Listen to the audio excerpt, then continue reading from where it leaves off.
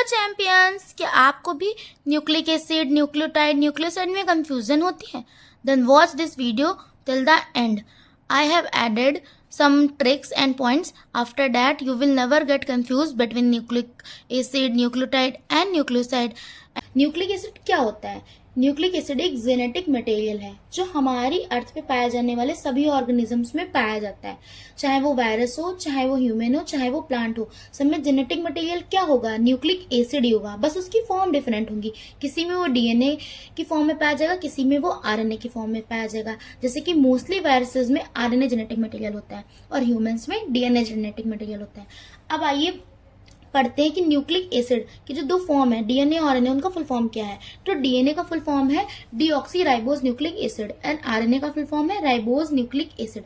Nucleic acid is a polynucleotide. अरे polynucleotide, ये कितना कठिन वर्ड है. कुछ भी नहीं है भाई. पॉलीन्यूक्लियोटाइड, पॉली का मतलब है कि बहुत सारे न्यूक्लियोटाइड सब आपस में जुड़ते हैं तो जाके बनता है एक न्यूक्लिक एसिड. यानी कि न्यूक्लिक एसिड क्या है? एक पॉलीमर है. किसका? न्यूक्लियोटाइड्स का. न्यूक्लिक एसिड क्या है? एक पॉलीमर है बहुत सारे न्यूक्लियोटाइड्स का. जैसे आपने फूलों की माला बनाई होगी तो उसमें आप बहुत सारे फूलों को ऐड करते हैं ना, तब जाके एक माला बनती है. वैसे ही वो बहुत सारे फूल क्या है? न्यूक्लियोटाइड्स हैं, और वो एक माला के है न्यूक्लिक एसिड है. यानी कि जब बहुत सारे न्यूक्लियोटाइड्स को ऐड करेंगे तब जाके एक न्यूक्लिक एसिड बनेगा. अब आइए न्यूक्लियोटाइड के स्ट्रक्चर को समझते हैं, जानते हैं कि न्यूक्लिक एसिड में कौन कौन से कंपोनेंट्स पाए जाते हैं. तो जो पहला कंपोनेंट है वो है नाइट्रोजन बेस. नाइट्रोजन बेस क्या है? एक रिंग लाइक स्ट्रक्चर है और ये एक हेट्रोसाइक्लिक कंपाउंड है. अब नाइट्रोजन जो बेस होते हैं वो दो टाइप के होते हैं, प्यूरिन्स एंड पिरामिडिन्स.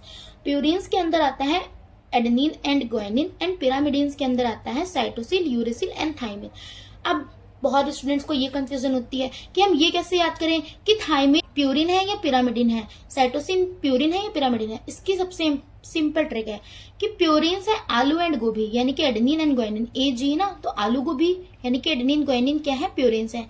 और CUT, ये किसकी स्पेलिंग हो गई? कट की. आलू गोभी को कट कर दो, ठीक है. तो CUT कट, कट किस में आता है? पिरामिडिन्स में आता है. देखिए प्यूरिन्स छोटा भी है, पिरामिडिन्स बड़ा भी. तो पिरामिडिन्स के अंदर तीन चीजें आएंगी, साइटोसिन, यूरेसिल एंड थाइमिन. ये क्या है? पिरामिडिन्स है. और एडेनिन एंड ग्वानिन क्या है? प्यूरिन्स, आलू गोभी एंड कट. अब आइए जो है पढ़ते हैं शुगर के बारे में. न्यूक्लिक एसिड में पेंटोज शुगर पाई जाती है. पेंटोज नाम से ही निकल रहा है कि 5 कार्बन की शुगर है. और ये जो शुगर है ये दो टाइप की होती है, राइबोज एंड डीऑक्सी राइबोज. अगर आरएनए है तो राइबोज शुगर होगी, अगर डीएनए है तो डीऑक्सी राइबोज होगी. अब यहाँ पे लिखा है डीऑक्सी, साफ साफ मतलब निकल रहा है कि ऑक्सीजन को डिलीट कर दो, यानी कि डीएनए में से एक ऑक्सीजन डिलीट हो जाएगी. देखिए यहाँ पे लिखा भी है मैंने कि ribose sugar oxygen deleted eight 2 prime carbon, तो ये कन्वर्ट हो जाएगा डीऑक्सीराइबोज में. अब देखिए जब डीएनए में से एक ऑक्सीजन कम हो गई, यानी कि आरएनए के पास एक ऑक्सीजन क्या है? ज्यादा है.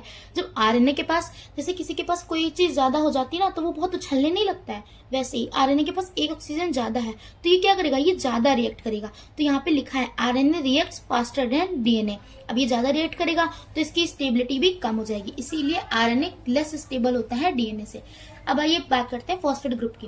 क्या आपने कभी सोचा है कि न्यूक्लिक एसिड में जो ये एसिडिक नेचर आया है वो कहाँ से आया है, या फिर जो डीएनए पे नेगेटिव चार्ज आया है वो कहाँ से आया है? वो इस फॉस्फेट ग्रुप की वजह से ही आया है. ये फॉस्फेट ग्रुप PO4 3-. इसका जो नेचर है वो एसिडिक है और उस पर जो चार्ज है वो कैसा है? नेगेटिव है. Because of phosphate group nucleic acid is acidic. मैंने यहाँ पे लिखा भी हुआ है. अब क्या आपको भी कंफ्यूजन होती है कि न्यूक्लियोसाइड कैसे बनता है, न्यूक्लियोटाइड कैसे बनता है, न्यूक्लिक एसिड कैसे बनते हैं? तो इस फ्लोचार्ट को पढ़ने के बाद कभी भी नहीं रहेगी. देखिए नाइट्रोजन बेस जब शुगर से ऐड करती है तो बनता है न्यूक्लियोसाइड, और ये नाइट्रोजन बेस शुगर से कैसे ऐड करेगी? एन ग्लाइकोसिडिक बॉन्ड के थ्रू. अरे मैम ये बॉन्ड का नाम तो बहुत ही टफ है, कैसे याद होगा? बहुत ही सिंपल ट्रिक है. देखिए N glycosidic bond, N stands for nitrogen base. यहाँ पे जो ये एन आया है ये नाइट्रोजन बेस से आया, और ग्लाइकोसिडिक, शुगर की सबसे सिंपल फॉर्म क्या होती है? ग्लूकोज ही तो होती है ना. तो ये ग्लूकोज, जो ये ग्लाइकोसिडिक वर्ड है वो ग्लूकोज से रिजेंबल करता है. तो ये एन ग्लाइकोसिडिक बॉन्ड, तो ये नाइट्रोजन बेस शुगर से ऐड होगा एन ग्लाइकोसिडिक बॉन्ड के थ्रू और न्यूक्लियोसाइड बनेगा. दो न्यूक्लियोटाइड्स को आपस में जोड़ रहे हैं ना तो डाइएस्टर बॉन्ड होगा. तो यहाँ पे कौन सा बॉन्ड होता है? Phospho diester bond. अब न्यूक्लियोसाइड और न्यूक्लियोटाइड में कंफ्यूजन है ना, अब नहीं होगी. देखिए नाइट्रोजन बेस में शुगर ऐड करेंगे, शुगर में भी ऐसा आ रहा है और न्यूक्लियोसाइड में भी ऐसा आ रहा है. तो नाइट्रोजन बेस में जब शुगर ऐड होगी तो क्या बनेगा? न्यूक्लियोसाइड. अब न्यूक्लियोसाइड में जब फॉस्फेट ग्रुप ऐड होगा तो बनेगा न्यूक्लियोटाइड. टाइड में भी टी आ रहा है, फॉस्फेट में भी टी आ रहा है. तो न्यूक्लियोसाइड में जब फॉस्फेट ग्रुप ऐड होगा तो बनेगा न्यूक्लियोटाइड. जब बहुत सारे न्यूक्लियोटाइड ऐड होंगे तो बनेगा nucleic acid. Thanks for watching the video. I hope you like.